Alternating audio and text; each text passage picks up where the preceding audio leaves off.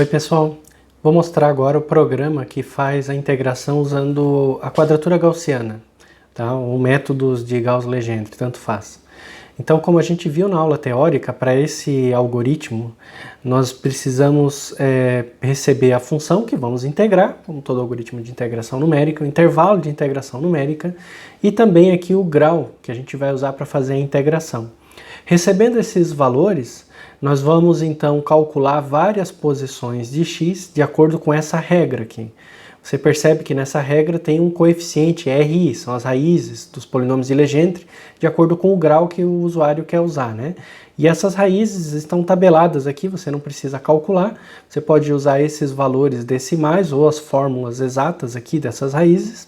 Então o usuário vai passar o grau e você vai pegar os valores dessas raízes e calcular as posições x onde vai ser feita o cálculo da função para a integração numérica. E depois a integração numérica consiste simplesmente em calcular esse somatório, né, usando também os coeficientes aqui da tabela, tá? O programa, então, ele também está na biblioteca integração e ele está dividido em duas funções. Uma função simplesmente retorna os coeficientes, essa tabela aqui. Então essa função ela está aqui só para retornar os coeficientes, tá? Você veja que eu coloquei as fórmulas exatas conforme estão aqui para ter mais precisão, tá? E uma outra função que faz a integração numérica. Então se você quiser expandir a sua função de Gauss-Legendre, você pode colocar novos coeficientes, pode procurar na internet outros coeficientes, tá? Não precisa parar no coeficiente 5. Mas normalmente a gente trabalha só até esse grau aqui, mas seria fácil você colocar mais coeficientes. E aí você tem a função que faz a integração em si, e essa não muda nada, porque recebendo um grau maior, bastaria ter os coeficientes implementados na outra função. O usuário vai chamar essa função aqui, tá? Ele não trabalha com essa outra função dos coeficientes. Poderia estar tudo na mesma função? Sim, poderia estar tudo na mesma função, mas assim fica mais organizado o código, tá? Fica mais compacto, mais claro o que está acontecendo. Então, primeiro o usuário vai chamar essa função aqui, né? Ele vai passar a função, intervalo de integração, grau, todas essas coisas, o padrão aqui, né? Na parte da integração numérica.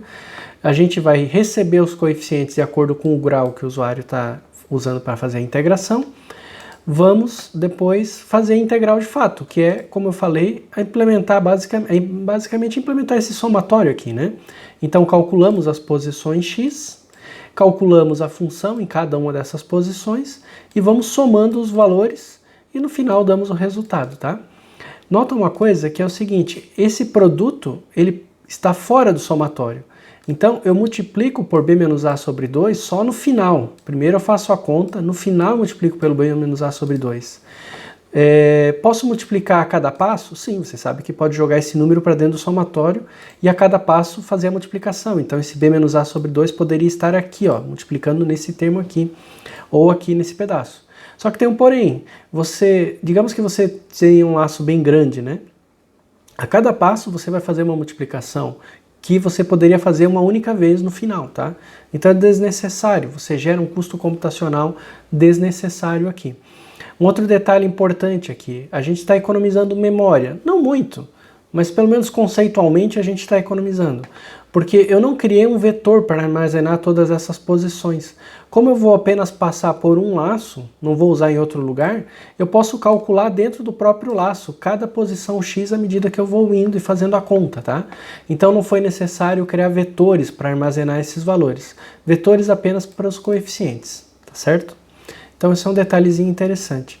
O cálculo, né, da integral, a função que usa a biblioteca, é muito parecido com aquela do Newton-Cotes, na verdade é basicamente a mesma, tá? Só que em vez do Newton-Cotes eu uso o Gauss-Legendre, e aí eu vou também aqui comparar os vários graus possíveis para a gente ver a precisão. O usuário, a gente pode rodar o programa, e você vai perceber aqui o seguinte, né? Então eu mandei imprimir os coeficientes, o R, o X, as funções, a função vezes o coeficiente, e depois o resultado, né? E eu comparei com a função exata, já que eu usei uma função que eu tenho o resultado exato para poder comparar, e a gente vê que o erro, mesmo usando só 2 pontos, é bem pequeno, né? E se a gente usa mais pontos, o erro fica minúsculo muito rápido, né? Aqui percentualmente vai para zero muito rápido, mas o erro ele diminui muito rápido. De fato, esse algoritmo de Gauss-Legendre ele tem excelentes resultados, tá bom?